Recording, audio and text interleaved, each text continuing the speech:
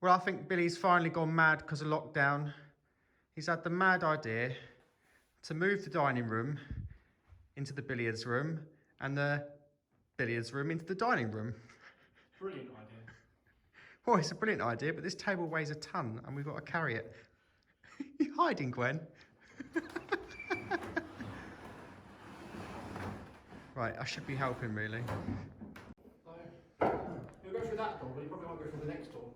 Or should you test it before we drag it in there? You go on, put it on this side. Ah, there's people. He's gone mad. It took, how many people did it take to put this? This took 6 people. I think he was 6 or 7. 6 or 7 people to carry this dining table through. Alright, we'll just lift it over. No, we're moving the hoover out of the way. No, just get there. Yeah. No, get here. Yeah. No.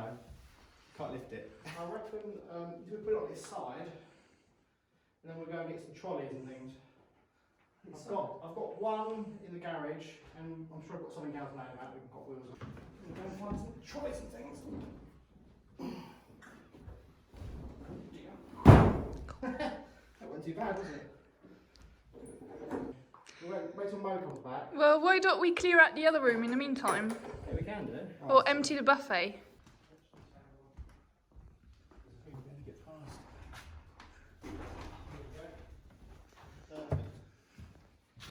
So we're using the rug as a sled to try and pull the table through. But not the really expensive because there's no one here to help us. So get plenty of it. Yes.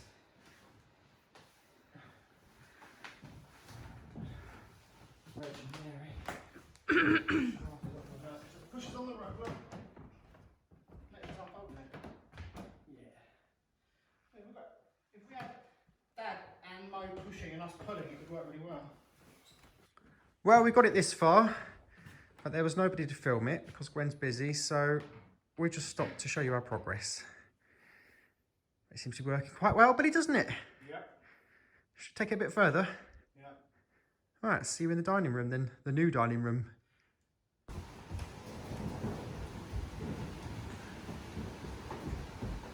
Easy. You need 6 people when you've got 2. Off this now. Bring it down. Yeah. We just lift the rug out. No, yeah. So bring it. Oh, that's heavy. Welcome to the new dining room. Right. Yeah. If I lift the table, you can pull the rug out that side. Good. That's all right.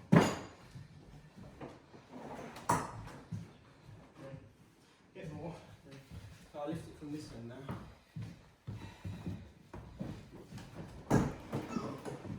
Okay, out. So now we just sort of move the table out of the way so we put the rug back down. Well, we're just moving the contents of the buffet. So welcome to the new dining room. We moved the buffet in, so all of the china and plates and things, they've all been moved across from the old dining room. They're now in here. We've got the dining table. It's actually quite a nice place to sit and eat, I think. It's got a much nicer view, actually. You can sit, eat your dinner, and look out of those lovely windows. Good idea, Billy. So this is our new sitting room. It used to be the dining room, but we've moved everything across and swapped the dining room for the sitting room. So we're going to sit in here and watch television now and chill out in the evenings because we've got no guests here during the summer. So we don't need the place to look all formal like it normally does. I think it looks quite nice, actually. Maybe we'll keep it this way. Well, we've rearranged all the rooms. They look lovely. I need to go and do a bit of work on the staircase. There's parts of it that still need sanding. We've been working on it for 2 weeks, so it's not done and it needs finishing. I'm a bit hot from carrying all that furniture around, so I'm gonna go and put some shorts or something on, something a bit lighter, and I'll see you back at the staircase.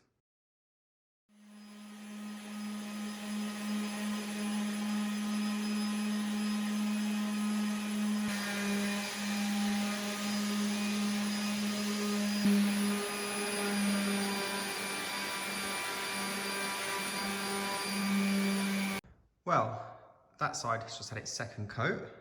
Has it? Oh no, there is some on there. Looks like there was none on there. It's just a trick of the light. So that's done. This side has had its second coat. You can see that. Very nice, all done. I'm doing around the windows here.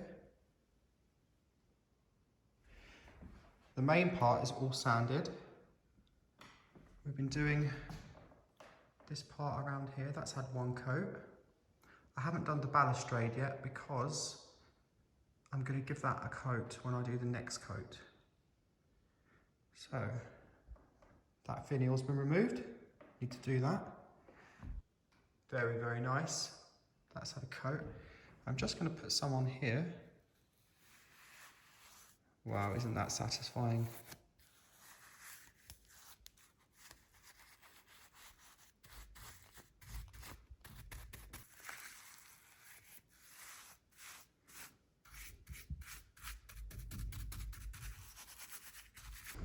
Well, you can definitely see the difference.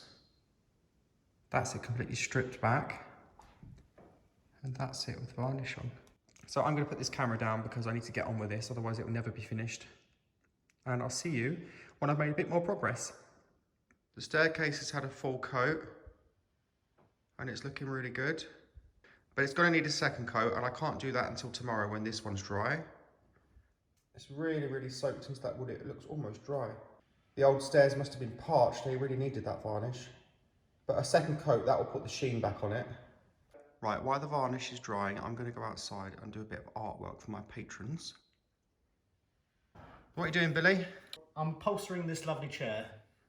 I like them chairs, actually. But the old, is it silk on there or is it canvas? No, is it's it linen? I think it looks like linen, printed linen, yeah. Yeah. The old chinoiserie. Look at that old horsehair. Is that horsehair? Yeah. Oh. It's a shame because it's a beautiful design, but it's knackered. But the red velvet looks nice though. Yeah. The gold. Yeah, there's a pair of them, so I thought I'd smarten them up a bit. Yeah, well they've been upstairs for a couple of years now, haven't they? We got them in Angers, didn't we? Yeah. From that antique place. Was it Yeah. La Caverne? The Caverne. When the lockdown's over, we'll have to take all the viewers to see that antique shop because it's amazing. Definitely. It's huge. And here's one Billy did yesterday. It's an old antique chair. It's quite an unusual antique chair because it doesn't have a back on it. So I'm not sure what it was used for. Maybe a lady would have sat on it and had her hair brushed or something. I'm not sure what it was for, but it's really old. And it was gilt at one point. You can see all of the gold on here, the gold leaf, whereas, you know, it's all rubbed off here. Hadn't had anything done to it. So Billy's just using up all of this old red velvet that we had left over from the curtains. And it's got that, that gold edging that we use on the curtains. So this is the other chair to the pair that Billy's restoring in a minute. You can see it's got this beautiful old chinoiserie design on linen. I'm not sure if it was printed or hand painted. I'm assuming it was printed. But Billy's going to keep this old fabric underneath the new one so that if anyone restores it in the future, they'll always have this to know what was there before. I might get a photo of that actually and try and reproduce it because that's gorgeous. Hello, Ernest. How are you? You had a nap? He's saying bad dog. Bad dog? Oh. What's the doggy done then? Yes, it's a lovely chair, isn't it? But it's got a big hole in it. Your daddy's making it better. Yeah. Well, as promised, all of my patrons get a piece of artwork. So the mid-tier patrons, I'm going to do them a full-sized watercolour of the Chateau. And that you'll receive that as a print. And I may actually give the original away in a competition or something. So anyone, even if you're not a patron, you can win that. But also the top tier patrons, I thought you can have one of these as well, a print, but you will also receive a one-off watercolour for yourself. And the prints, they'll all be signed and dated with a thank you note on the back, thanking you for being a patron. But for the lower tier patrons, I think they should have something too. So I might just do like a small, maybe a postcard sized print of this and write a thank you note on that as well so that the lower tier patrons get something as well. I think that's only fair. This is my travelling art box. So I've got some pencils in there, some beautiful paint brushes. These are made in England, these ones, they're really good quality. What's a nice spot then? The weather doesn't look very good. The view from the chapel's quite nice. That's quite a nice view of the chateau. It's not symmetrical though, from the centre. I'll have to take that car out with my artistic licence. They didn't forecast any rain today, but we might get some. Minus the clouds and the car, I think that's going to be a beautiful painting. Slightly off-centre as well. Maybe with a bit of the chapel in, we'll have to see. Right. Well, I can't hold the camera and draw at the same time, so I'm going to have to put this down. Hopefully the weather holds out. Oh, another storm. Getting a lot of those at the minute.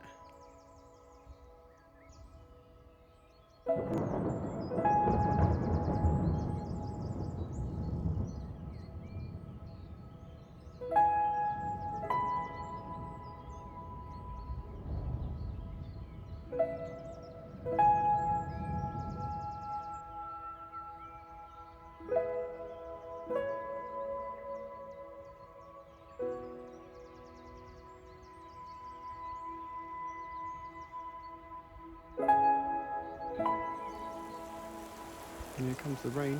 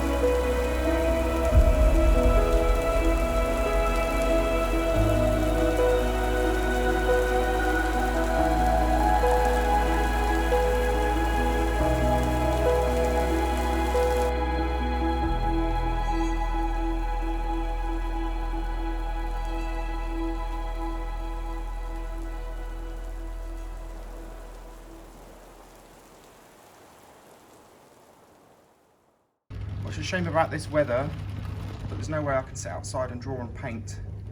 So what I'm going to do is, because we've got a new dining room, I'm going to go and cook us a nice roast dinner to celebrate.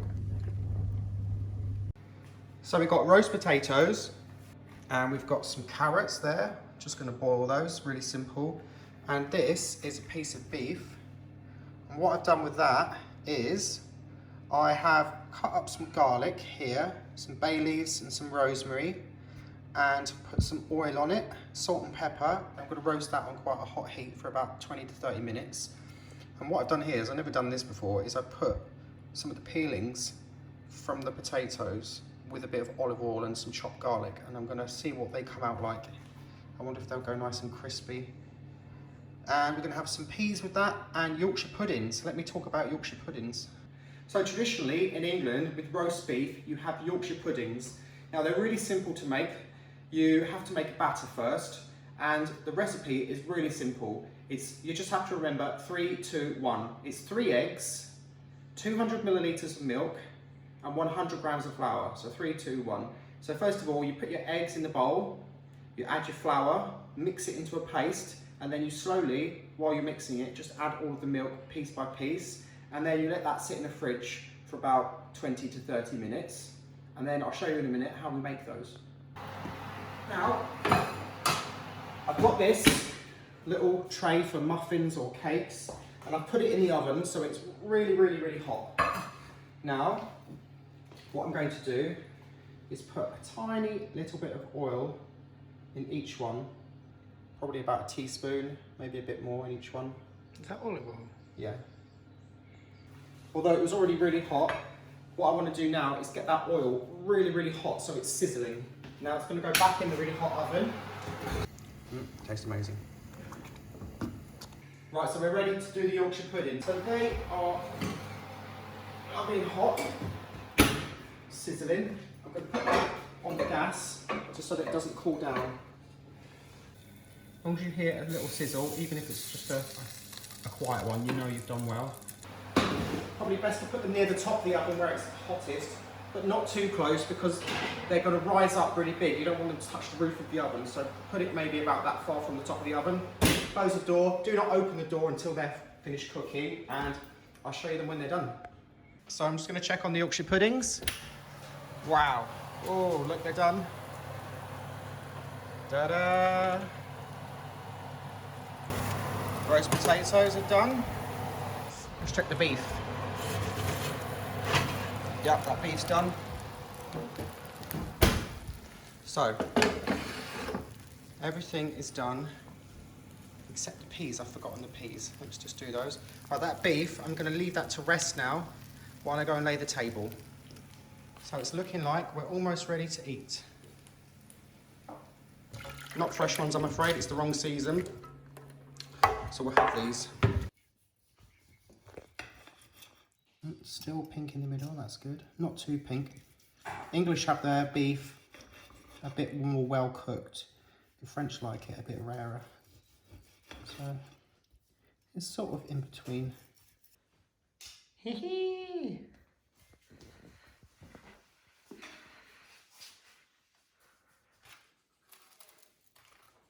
Move the beef over. You're all ready for dinner, Ernest? Yes, he's hungry. So we've got carrots, roast potatoes, Yorkshire puddings and beef. We've got green beans, gravy, some more gravy there in that one, and some of the crispy potato skins. Right, everyone, dinner time.